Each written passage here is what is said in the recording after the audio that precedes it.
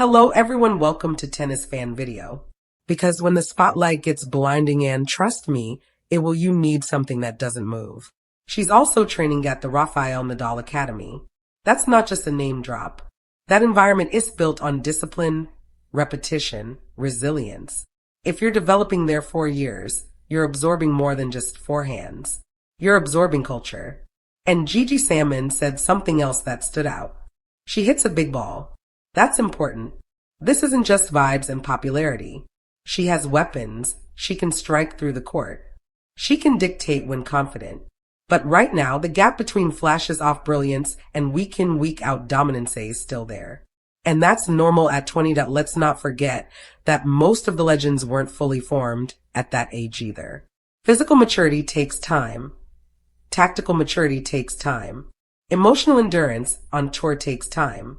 The real test now isn't whether she can create a moment. She's already done that.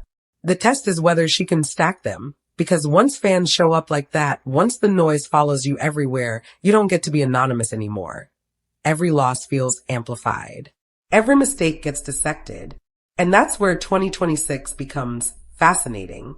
Salmon said she's excited to see where Eala can go in 2026. That's a subtle way of saying this is at development phase. This isn't finished. This is a trailer. Now we head toward Wimbledon. Grass is a different puzzle. She admits she hasn't played enough on it to even form a solid opinion. There aren't many grass courts in the Philippines. She joked about hitting around in a backyard. And that image right there tells you how surreal this journey is. From backyard grass to the lawns of Wimbledon.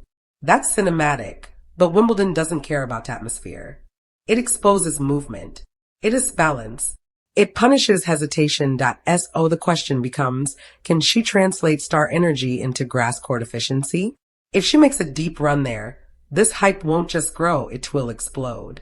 If she struggles, the narrative shifts to potential again. Either way, the spotlight isn't fading. Here's my honest take. I think the popularity is real. I think the Philippines backing her the way they do is powerful. Representation matters. When an entire nation feels seen through one athlete, that energy multiplies, but popularity alone is fragile. What makes this different is that she doesn't sound distracted. She sounds aware. She sounds hungry. She sounds like someone who tasted the top players and realized she belongs in the conversation, but not at throne yet. And that's the most dangerous type of player. The one who knows she's close. The one who knows the level is there. The one who understands that consistency is the only missing piece. We're watching the early chapters off something that could either plateau or erupt. And here's the part nobody is seeing out loud. If she wins a big tight line the next 12 months, all this is she overhyped. Top disappears instantly. It flips to we saw it coming. Momentum in tennis is brutal like that. So now I want to ask you something. Is Alex Eala already carrying too much expectation at 20? Or is this exactly the pressure that creates champions? Because I'll say this, you don't accidentally create Taylor Swift level atmospheres on a tennis court. You don't accidentally make top players joke about your crowd following. You don't accidentally build a nation behind you. Something is forming. The ranking says 31. The energy says something might be the next chapter that tells us which direction this story is heading. One thing is certain, she's not just another name on the draw anymore. She's an event and tennis hasn't even seen her peak yet.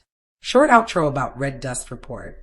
This is why we watch the game beyond the scoreline, because sometimes the story is bigger than the trophy. If you felt this breakdown, you're in the right place. Red Dust Report is where tennis stories get the depth they deserve. See you in the next one.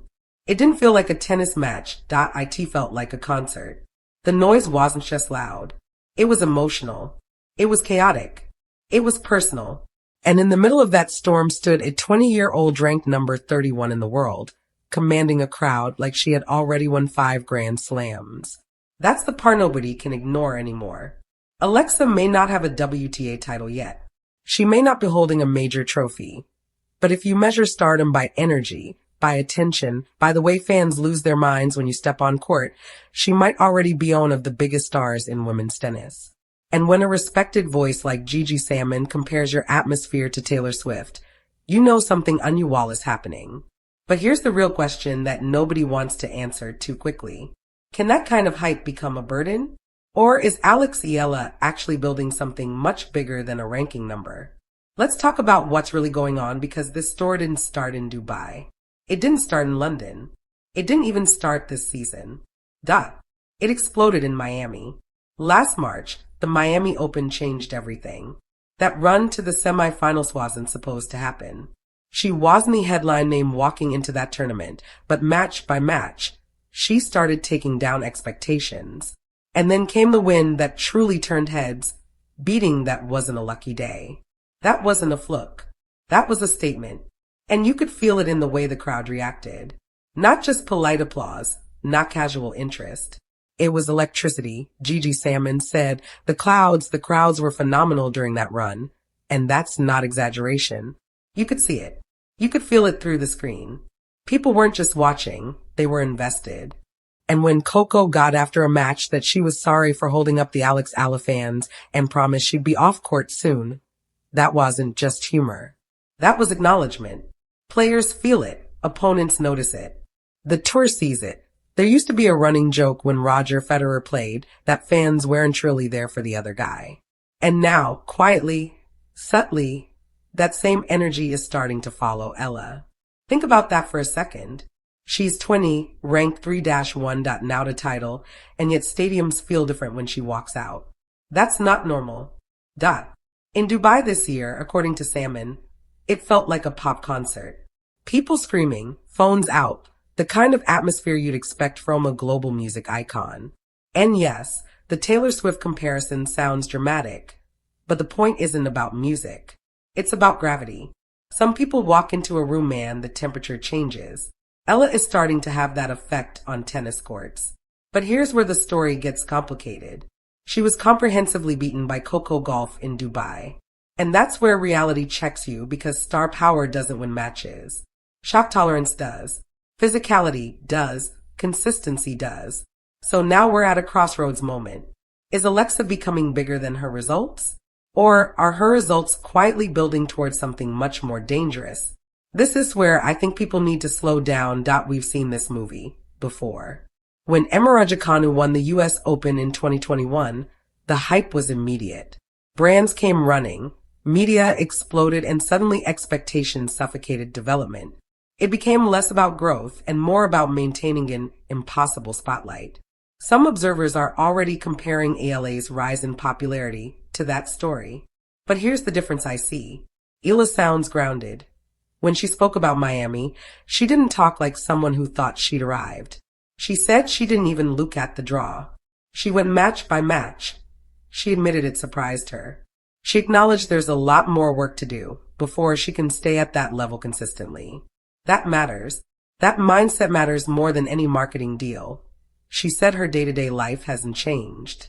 Same work ethic. Same attention to detail. That's not something you say casually. That's something you repeat to yourself to stay sane when everything around you speeds up. And here's another factor that can't be ignored. Family. Eala talks about her family like they were her anchor. They built the structure. They built the path. She describes herself as family-oriented, grounded in where she comes from.